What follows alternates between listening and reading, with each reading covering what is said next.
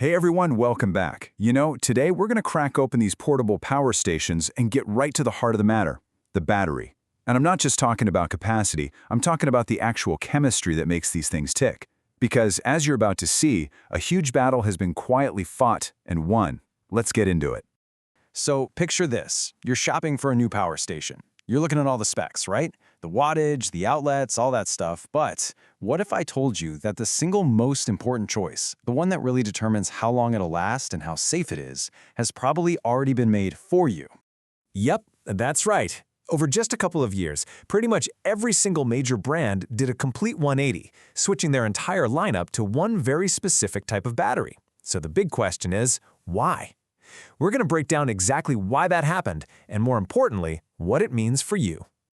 Okay, to really get what's going on, we need to meet the two main players in this game. Now, they're both lithium-ion batteries, sure, but the stuff they use inside, specifically in their cathodes, makes a world of difference in how they actually perform. First up, we've got NMC. That stands for nickel, manganese, cobalt. For a long time, this was the undisputed champ. Its big advantage?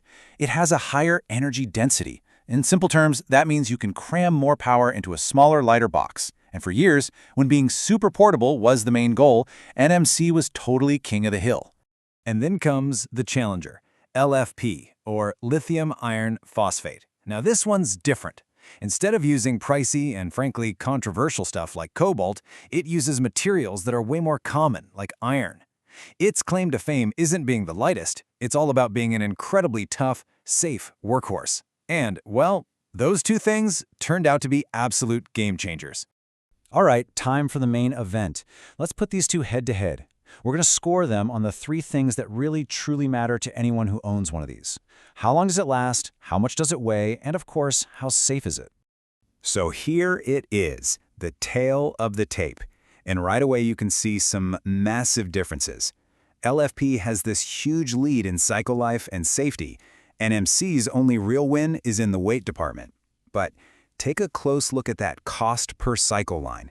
That little number is where the real story is. It's a huge deal for long-term value.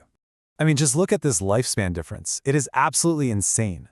A cycle is just charging it up fully and then draining it completely. Old-school NMC batteries, you were looking at maybe 500, 800 cycles before the batteries started to get tired. The new LFP batteries, they start at 3,000 cycles. If you use your power station every day, that's literally the difference between it lasting 2 years or 10. It's a whole different league. So what do you give up for that incredible lifespan? Well, it's weight. An LFP power station is going to be about 15, maybe 20% heavier than an NMC one with the same juice. And for a long time, that was a deal breaker for a lot of people. But as you can guess, the benefits of LFP started to, well, literally outweigh the extra pounds. Okay, now let's talk about the serious stuff, safety.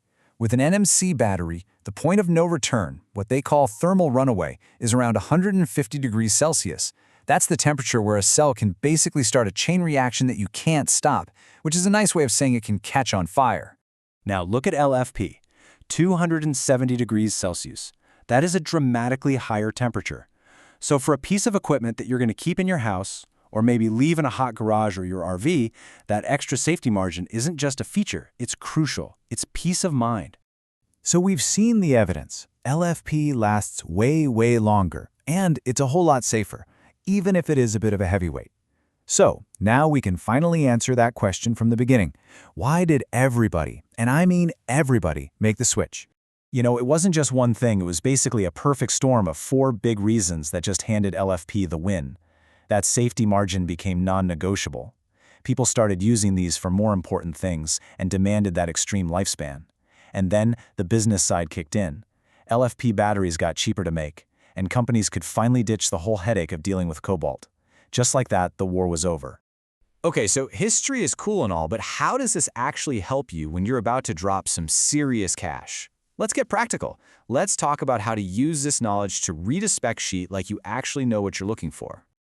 Right, so when you're looking at a spec sheet, don't just see 3,000 cycles and move on. Look for the fine print. How did they test it? A good company will tell you.